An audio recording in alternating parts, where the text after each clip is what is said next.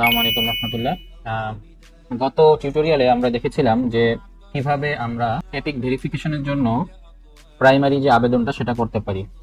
আজকে আমরা দেখব যে কিভাবে আমরা এপিক আইডেন্টিফিকেশন ফর্মটা ডাউনলোড করব এবং নোটারি ক্যামে অ্যাকাউন্ট খোলার মাধ্যমে আমি নোটারি ক্যামের কাছে আমার আইডেন্টিটি ভেরিফিকেশনের জন্য একটা শিডিউল চাইতে পারবো।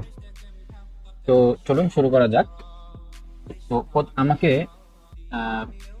এই অনলাইন সার্ভিসেস @ecfmg.com.org এই ইমেল অ্যাড্রেস থেকে 3টা ইমেল করা হয়েছে। একটা হচ্ছে আমার এপিক ক্রেডেনশিয়াল, এখানে আমার আইডেন্টিফিকেশন নাম্বার, 2টা ওয়েবসাইটের লিঙ্ক, একটা দিয়ে আমি আমার ইআইএফ ফর্মটা ডাউনলোড করব, আর এই নোটারি ক্যামের ওয়েবসাইটে আমি নোটারি ক্যামের জন্য শিডিউল নিব। এই একটা ইমেল। সেকেন্ড ইমেল হচ্ছে আমাকে করা হয়েছে, আমাকে এই ইউজার নেম, একটা টেম্পোরারি ইউজার নেম তারা দিয়েছে, আর থার্ড ইমেলটা করা হয়েছে টেম্পোরারি পাসওয়ার্ড। তো আমাকে কি করতে হবে, প্রথমে এই epic.ecfmg epic.org এই ওয়েবসাইটটায় যেতে হবে। ওয়েবসাইটটায় গেলে আমাকে এখানে ইউজার নেম এবং পাসওয়ার্ড যেটা টেম্পোরারি দেওয়া হয়েছে, এটা ইউজার নেম যদি টেম্পোরারি যেটা ছিল সেটা দেওয়া হয়, তো এটা এখানে বলতেছে this user name does not match with our record. এর কারণ হচ্ছে এটা আমি চেঞ্জ করেছি এই জন্য। তো আপনারা এখানে ইউজার নেম দিয়ে গো দিবেন, এরপরে পাসওয়ার্ড চাবে, এরপরে আবার গো দিবেন, এরপরে ওরা কিছু সিকিউরিটি কোশ্চেন আপনাকে জিজ্ঞাসা করবে। ওই সিকিউরিটি কোশ্চেনগুলো সিলেক্ট করে আপনি অ্যান্সার দিয়ে সাবমিট করে কন্টিনিউ দিলে আপনার এইখানে অ্যাকাউন্টটা হয়ে যাবে। এরপরে আপনাকে বলবে যে আপনি কি এই ইউজার নেম পাসওয়ার্ড রাখতে চান কিনা। যদি রাখতে চান তাহলে আপনি কন্টিনিউ দিয়ে চলে যাবেন, এবং অবশ্যই ইউজার নেম পাসওয়ার্ড এটা সেভ করে রাখবেন কোনো জায়গায়, যেখান থেকে পরবর্তীতে আপনি আবার সেটা অ্যাক্সেস করতে পারেন। আর যদি চান যে না আপনি চেঞ্জ করবেন টেম্পোরারি আইডি পাসওয়ার্ডটা, সেটাও আপনি চেঞ্জ করার এখন অপশন পাবেন, তো সেভাবে চেঞ্জ করে সেটাও লিখে রাখবেন। তো আমার যেহেতু একটা অ্যাকাউন্ট করা আছে, তো সেহেতু আমি এটা লগ ইন করবো। চেঞ্জ করা সেটা আমি দিয়ে লগ ইন করবো, ইউজার নেম দিয়ে, এরপর হচ্ছে পাসওয়ার্ড দিতে বলবে, আমি পাসওয়ার্ডটা দিচ্ছি। পাসওয়ার্ড দিয়ে যখন কন্টিনিউ দিব, তখন আমি যে 4টা সিকিউরিটি কোশ্চেন অ্যাকাউন্ট খোলার সময় দিয়েছিলাম, তো আমি যে 4টা সিকিউরিটি কোশ্চেন অ্যাকাউন্ট খোলার সময় দিয়েছিলাম, ওই 4টার একটা কোশ্চেন আমাকে জিজ্ঞাসা করবে। যেমন এখানে বলেছে যে what is the name of the city or town you were born.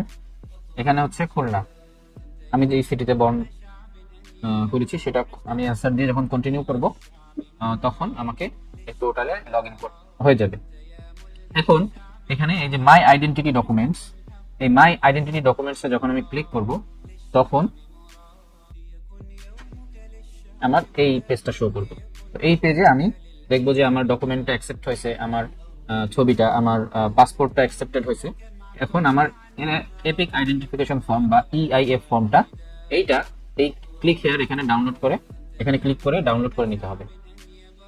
তো এখানে এরা বলতেছে হচ্ছে ফাইল নট ফাউন্ড, কারণ হচ্ছে আমি আসলে এটা ডাউনলোড করে নিছি অলরেডি।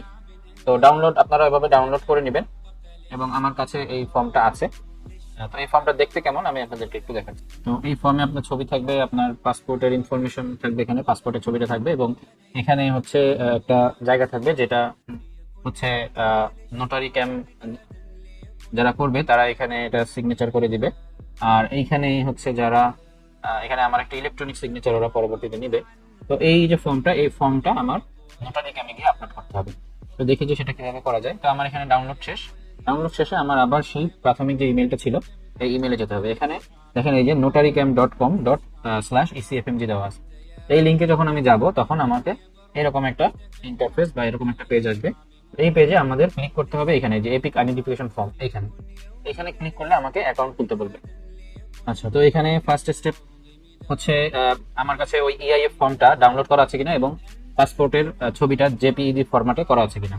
যদি এটা করা থাকে আপনি এখানে ইয়েস দিবেন, এখানে ইয়েস দিবেন, দিয়ে তারপরে কন্টিনিউ করবেন। এরপরে আপনার যে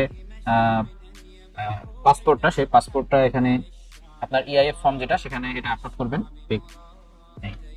ইআইএফ ফর্মটা আপলোড করলেন, এরপরে হচ্ছে আপনার পাসপোর্টটা আপলোড করবেন এখানে। ওকে, এরপরে আমার এপিক আইডিটা দিতে হবে। এই যে এই ইমেইলে আমার একটা এপিক আইডি আছে, এই এপিক আইডিটা এখানে দিতে হবে। ঠিক আছে, এরপরে আপনার এই 2টা জায়গায় ইয়েস দিয়ে কন্টিনিউ করতে হবে।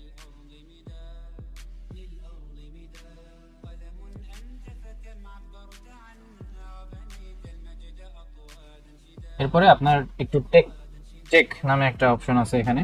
এখানে আপনার ওয়েবক্যাম এবং মাইক্রোফোন এটার হচ্ছে অ্যাক্সেস দিতে হবে ক্রোমকে। তো আপনার যদি দেওয়া না থাকে এখানে একটা উইন্ডো আসবে, ওই উইন্ডোতে অ্যালাউ বাটনে ক্লিক করবেন।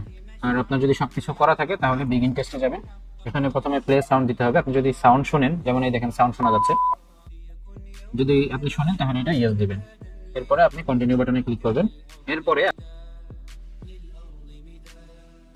তো আমার হচ্ছে ওয়েবক্যাম এবং এখানে মাইক্রোফোনটা আমি সিলেক্ট করব হচ্ছে আমি যেটা কথা বলে নয়েজ পাওয়া যায় না, ভালো কথা হয় এটা। তো দেখা যাচ্ছে যে এই মাইক্রোফোনে ভালো সাউন্ড ক্যাচ করতেছে।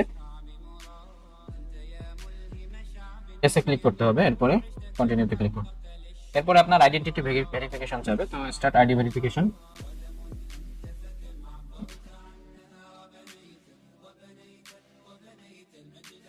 এখানে আপনি বিগিন ভেরিফাইং এ ক্লিক করবেন, কান্ট্রি সিলেক্ট করবেন। এবার কোন আইডি আপনি ভেরিফাই করতে চান, আমি এনআইডি দিয়ে করেছি, কারণ পাসপোর্ট দিয়ে করতে গেলে পাসপোর্টের ছবিটা স্পষ্ট হয় না, ওরা খুব একটা ডিটেক্ট করতে পারে না। তো এনআইডি দিয়ে আমি ভেরিফাই করি। তো এখানে আপনি ফটো আপলোড করতে পারবেন অথবা ফটোর ছবি তুলতে পারবেন। এখানে কম্পিউটারের সমস্যা হয়, এই জন্য আপনি কন্টিনিউ অন অ্যানাদার ডিভাইস দিবেন, দিয়ে এখানে স্ক্যান কিউআর কোড। এখানে একটা কিউআর কোড শো করবে, এই কিউআর কোডটা আপনি আপনার মোবাইলে স্ক্যান করবেন। কিউআর কোডটা মোবাইলে স্ক্যান করলে মোবাইলে একটা সাইটে আপনাকে নিয়ে যাবে। ওখানে আপনি দেখবেন যে আপনার আইডি কার্ডের ফ্রন্ট এন্ড এবং ব্যাক এন্ড এই দুইটা ছবি তোলার অপশন আছে। তো ফ্রন্ট এন্ডের ছবি তুলবেন, এরপর নেক্সটে গিয়ে ব্যাক এন্ডের ছবি তুলে আপলোড দিবেন। আপলোড দিলে আপনার চেহারা ভেরিফিকেশনের জন্য ক্যামেরা ওপেন হবে। তো আপনার চেহারা ভেরিফিকেশন করতে ওখানে কিছু ইনস্ট্রাকশন দিবে যে বামে ঘুরেন, ডানে ঘুরেন। তো মাথাটা এভাবে বামে এবং ডানে ঘোরাতে হবে। ঘোরালে ওরা আপনার চেহারাটা কমপ্লিট ক্যাচ করবে এবং পরবর্তীতে আপনার ভেরিফিকেশনটা কমপ্লিট হবে। এরপরে আপনাকে তারা নিয়ে যাবে হচ্ছে শিডিউল পেজে। তো আমার এটা করা আছে, আমি এখান থেকে ফরওয়ার্ড করলাম না, আমার যেহেতু করা আছে আমি ফার্দার এখানে অ্যাপ্লাই করব না। তো এখন আমাকে নিয়ে যাবে হচ্ছে নোটারি ক্যামের এই পেজে না, অ্যাকচুয়ালি আমাকে আরেকটা পেজে নেবে, আমি দেখাচ্ছি। তো এখানে হচ্ছে যখন মিট উইথ নোটারি, এটা একটা ড্যাশবোর্ড। আমার নোটারি ক্যামে যখন আমি লগ ইন করবো তখন আমার এরকম ড্যাশবোর্ড দেখাবে। তো এইখানে এই যে টেস্ট চেক, এই শিডিউল মিটিং, হ্যাঁ, এখানে I am ready to join এই অপশনটা দেখাবে। তো এখানে আপনি যদি দেন, আপনি আজীবন অপেক্ষা করলেও এখানে আসলে আপনার শিডিউল পাবেন না। তো আপনাকে মিটিংটা শিডিউল করতে হবে একটা নির্দিষ্ট ডেটে। তো আমি শিডিউল মিটিং দিচ্ছি। এখানে আপনাকে মিটিং ডেট দিতে হবে, ধরেন আমি নভেম্বরের 22 তারিখে দিলাম। এরপর একটা টাইম সিলেক্ট করতে হবে, এখানে আপনার বাংলাদেশি টাইমে কয়টা এটা এখানে দেখাবে। এরপরে আপনাকে কনফার্মে ক্লিক করতে হবে।